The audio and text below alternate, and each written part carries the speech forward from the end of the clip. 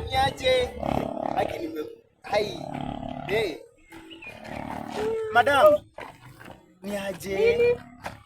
I'm married. Please. Umbwa.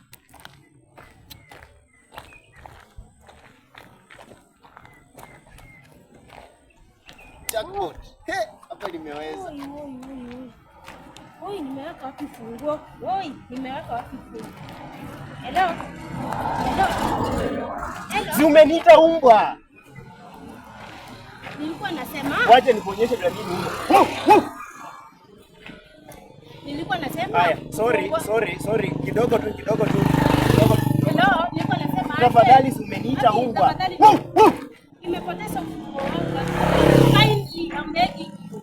Sina shida nyingine tafadhali. Madam, wacha nikufunze kitu kimoja. Ukiwa katika hii nchi, jifunze kukaa na wenzako. Si ati unapita kwa barabara unaniita umbwa. Kwani umeniangalia nini ukaona mimi ni umbwa? Mimi nakaa umbwa. Kusema ukweli.